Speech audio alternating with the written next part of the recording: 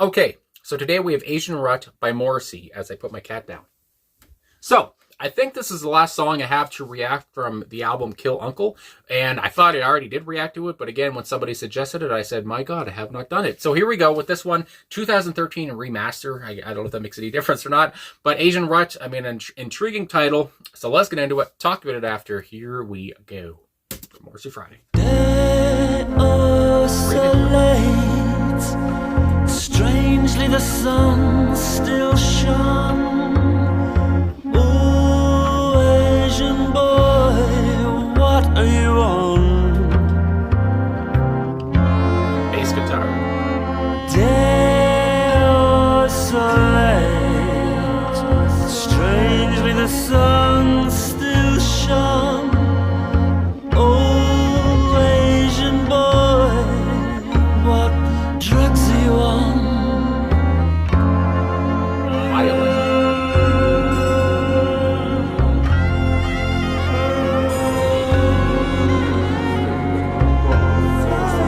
Double bass.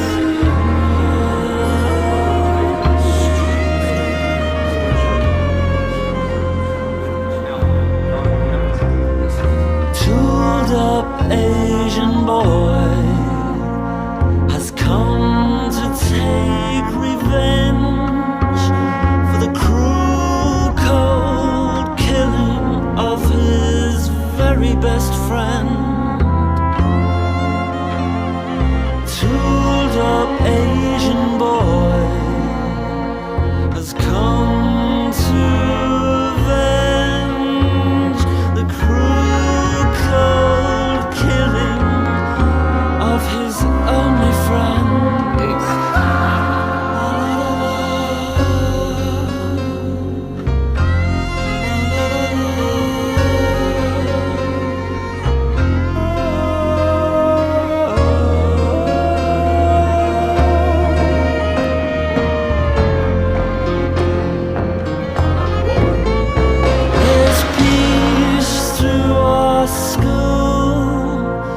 So quiet in the hall, it's a strange sign for one of what's to come.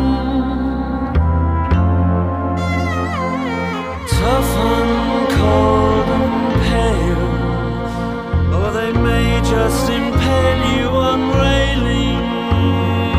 Oh, English boys, it must be wrong.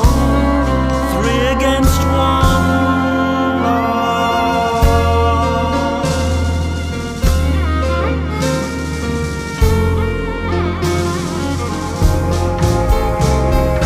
Brake slammed and his gun jammed, and as far as I could tell, brave Asian boy was dealt a blow and fell. Just passing through here on my way to somewhere civilized, and maybe I'll even arrive, maybe I'll even arrive. Oh, it's over. Jesus. Asian Rut by Morrissey. What a captivating, poignant story the whole way through. There was a chorus in there, my goodness gracious, it was just a continuous story where he never really took a breath and had that same kind of tone the whole way through, and that kind of, again, what's the word I'm looking for, laid back style, even though, again, the song is very violent, and I mean, yeah, violent and dark and all that stuff, but his voice at the same time, it's just like he's holding back, duh, duh, duh. It's just like, oh, I don't know, just the vocal melody, I guess you would say, is very again, laid back and captivating, and you're hanging on to his words. I was anyway. And then you got as well the whole melodramatic feel. You had the violin there that was just kind of heartbreaking sounding anyway. It sounded like heartbreak to me. It was very moody. I mean, again, from the violin to the, I saw from looking at the personnel, it says basses, and I was thinking, I don't know if that entails a double bass, because that's what I thought I heard, but just from what I see here on Passions Just Like Mine, which is again a site I like like to use for Morrissey stuff. It's a great little site that has every song he's done. But yeah, it says Mark Beders Bedford was on basses. I don't see a double bass or anything like that, but again, that's what I thought I heard. But at the same point, that was very prominent. That was very big sounding, those basses as you put it. And I might as well just talk about the rest of the guys here as I talked about Beders there. But Mark E. Nevin or Nevin, I've done so many songs, I still don't know how to say his last name. On guitars here, like I said, Beders on basses, Andrew Parisi on drums and percussion, Nawazish Ali Khan on violin. And that violin, like I just the violin and that bass and then, yeah, the drum work that came in there, it sounded a little bit extravagant, at least near the end of the track, where it really came in and there was a little, I don't know, there's more of crashing to it, I guess you might say. It was more bold, as another word I like to use there. But yeah, anyway, just everything about the song, it was moody as heck. It really fit the lyrics. I mean, the dark lyrics too. And you didn't know I didn't know how the story was going to end, and again, how the music was going as well. You know, that kept me on my toes too. It kept me on edge as well. But and then as well, it says either Steve Hart or Seamus Bagan, I would say, on harmonium. So there you go there. Again, just the different instruments. Like, this is something I guess I've listened to a lot of Morrissey songs with different instruments in them, but this feels like another one where there's quite a few different instruments, again, from the harmonium to the violin, and again, the basses and the drums and the guitars, of course. But again, just to have a harmonium and violin, I don't feel like I've had a violin in a Morrissey song I've listened to in a while now. But again, that just added to the whole dark, cloudy atmosphere, and just, again, moody as all heck for good reason. I mean, listening to the song, listening to these lyrics, and how they really gave Morrissey the forefront here. Again, his words, I feel like, were the most important part, I guess, as they always are. His voice is always strong. His voice is always what you really pay attention to the most, I guess you might say. So I liked how the band was kind of, even though, again, the violin took up some time there and took up, in a good way, whatever, not like it's a bad thing, but they, they were very vital to the track, of course, and to creating this kind of, I guess, negative atmosphere in a way, or just talking about the story. Again, Morrissey's voice is probably the one thing that everyone always pays attention to, and he's the main name, I guess. But again, everyone else did a pretty good job, in my opinion. So there you go there. And I mean, I want to say this as well. Got to get this out of the way. When you search the song up, and I don't know if I never did this because I was like, oh, this song might be controversial. I don't know. But I thought it did. I don't know.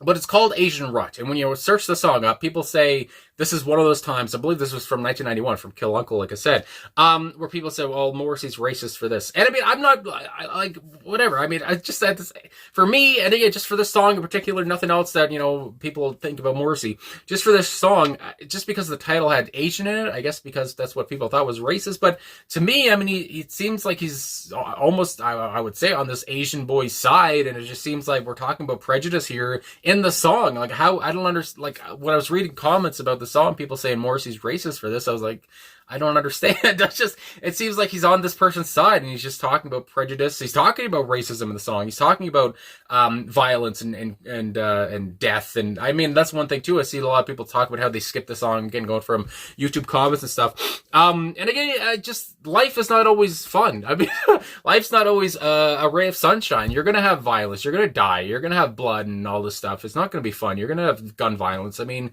I don't know. So just, I don't know. So to me, I was just like, why? I don't see it like that. Asian Rut, again, maybe, it's a controversial title, I guess, even whatever, but, just cause it has Asian in it, I don't know. But at the same point, like I said, it seems like he's just talking about how much of a, bad thing this was. I mean, 3 against 1, he's talking about the English boys here who, again, they seem to be the racist ones going after this guy after they killed his best friend, who I would imagine maybe was also Asian perhaps, but at the same point, it was the only friend he had, and now he's going to avenge it, and by the end of it, he dies. So it's just like, holy frig. I mean, is that racist? I don't think so. I think he's just telling a story here, and anyway. So yeah, obviously Morrissey's being very vulnerable here for the listener, and talking about the story and all this, vulnerable in that way. It's not, I guess the story's not actually about him, but vulnerable writing anyway, and talking about these this protagonist and the antagonists in the song. I mean, my God. So anyway, I just wanted to get that off my chest, because I was like, I don't find it racist. I don't know. It just seems like he's talking about racism in the song, but he's not the one who was doing it. I don't know. He's telling a story. So anyway, with the first part here, the first verse, Day out so late, Strangely, the sun still shone. Again, I like how he uses the word strange many different times in the track here. And again, strangely how the sun still shone, even though it's late in the day. It's almost like you knew something was going to happen. Something weird was going to happen.